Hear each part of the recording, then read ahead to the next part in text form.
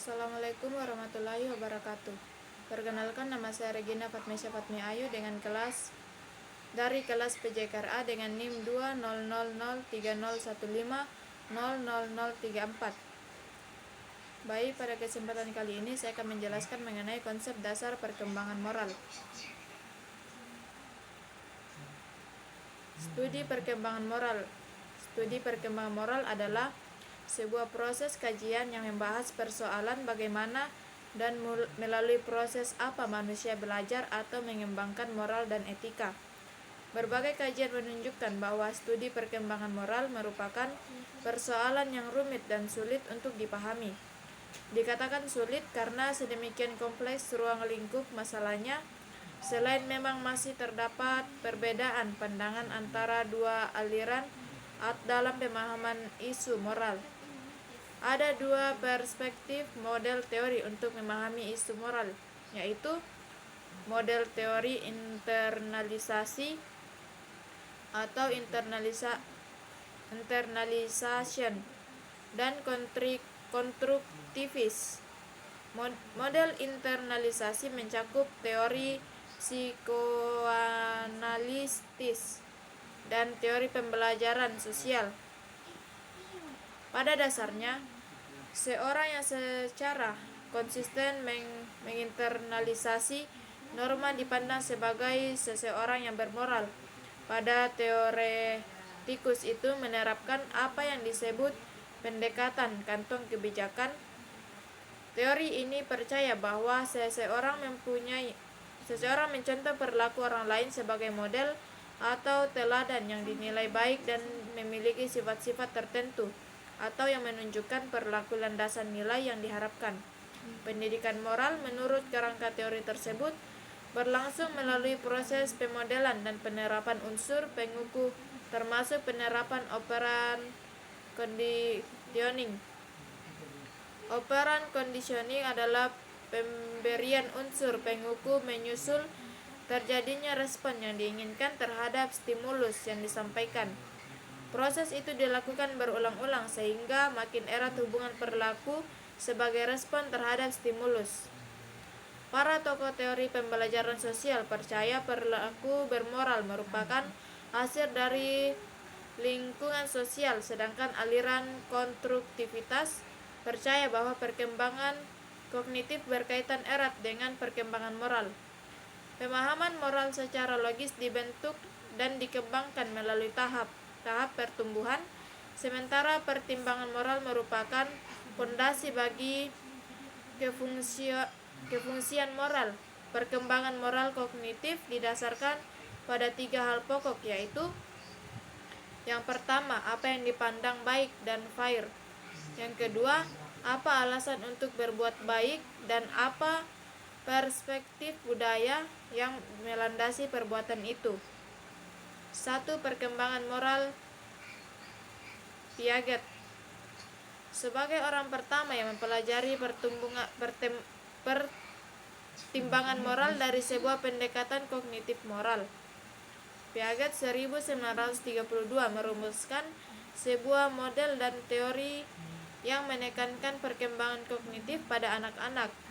Piaget mengidentifikasi 2 kategori besar perkembangan moral, yaitu yang pertama tahap heteronomi, moralitas dari aturan memaksa, dan 2 tahap otonomi, moralitas dari aturan sosial. Moral kepada kepatuhan seara, yaitu kepada penguasa seperti orang tua, orang dewasa, dan peraturan yang sudah mapan. Karena peraturan itu suci dan tidak dapat diubah, seseorang merasa berkewajiban untuk mengetahuinya. Benar dan salah biasanya dipandang sebagai hitam dan putih. Kebaikan dan keburukan dipandang dari aspek konsekuensi hukuman, sedangkan tahap otonomi ditandai dengan kemampuan seseorang untuk mengembangkan rasa kemandirian dan suasana saling mendukung dengan pihak lain. Benar dan salah ditentukan secara situasional, sementara peraturan bisa diubah relatif sesuai dengan tuntutan situasi dan kebutuhan manusia. Aplikasi Aplikasi penalaran moral dalam olahraga. Isu sentral yang sering terjadi dalam kegiatan adalah banyaknya pelanggaran yang dilakukan baik oleh pelatih maupun masyarakat luas. Perilaku tersebut sudah direncanakan sebelumnya. Ada yang spontan tidak dapat mengendalikan emosinya, ada pula yang tanpa disadari dan tiba-tiba masuk ke dalam perkelahian dan sebagainya. Contoh proses tersebut tidak akan terjadi apabila seluruh pelaku olahraga dapat memahami dan mengaplikasikan penalaran moral dalam olahraga. Untuk lebih rincinya tentang aplikasi penalaran moral dalam olahraga, berikut ini disajikan 3 bagian dari penalaran moral, yaitu yang pertama, kesadaran untuk bermain sportif. Yang kedua, mengetahui, menilai, dan berbuat. Yang ketiga, implikasi dalam praktik.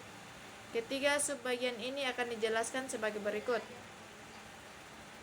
Yang pertama, kesadaran untuk bermain sportif.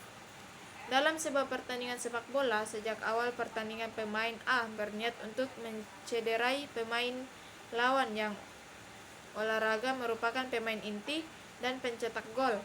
Dalam sebuah perebutan bola di udara di depan gawangnya sendiri, pemain terlihat oleh wasit menyikut lawan tersebut sampai tanpa akhirnya cedera dan keluar dari lapangan. Kedua penjaga garis tidak melihat pelanggaran seperti juga halnya wasit yang menit pertandingan. Sehubungan dengan kejadian itu, seadanya Anda sebagai pemain teman beregu pemain A tersebut, tidak tindakan apa yang akan Anda lakukan di antara ketiga. 2. Mengetahui, menilai, dan berbuat. Thomas Lichkona dalam karyanya For menjelaskan bahwa seseorang harus memiliki kualitas tahuan moral, perasaan moral, dan tindakan moral. Ketiga komponen ini penting untuk mengembangkan watak yang baik. Pada komponen pengetahuan moral, terdapat unsur lainnya: kesadaran moral, pengetahuan tentang nilai moral, perhitungan ke depan, pertimbangan moral, pembuatan keputusan. Pengetahuan moral merupakan satu fase kognitif dalam belajar tentang isu moral dan bagaimana memecahkannya. Tahap ini berkenaan dengan pengetahuan tentang istilah moral mengetahui apa yang menjadi keyakinan dan memberlakukan nilai berkaitan dengan dilema, dan akhirnya mengetahui bagaimana pertimbangan sehubungan dengan dilema sampai akhirnya ditemukan hal yang baik untuk dilakukan. Adapun komponen perasaan moral terdiri atas kesadaran hati nurani, harga diri, empati, kecintaan terhadap yang baik, pengendalian diri, sementara komponen tindakan moral terdiri atas kompetensi, kemampuan, dan kebiasaan. Yang ketiga, implikasi dalam praktik.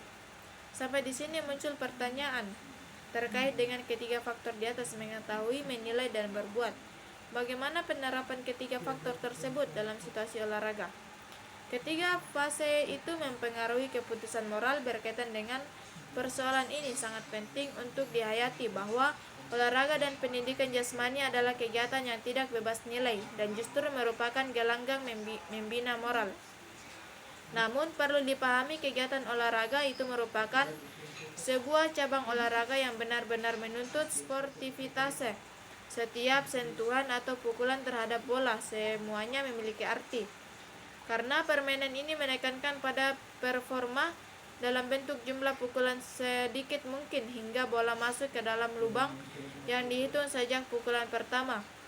Tidak ada wasit secara langsung mengawasi pemain. Dalam situasi demikian, sungguh mungkin pemain berbuat curang, meskipun dalam praktik antara pemain saling mengawasi. Olahraga ini benar membutuhkan sportivitasnya. Mungkin itu saja yang dapat saya jelaskan, kurang dan lebihnya mohon dimaafkan. Sekian dan terima kasih. Assalamualaikum warahmatullahi wabarakatuh.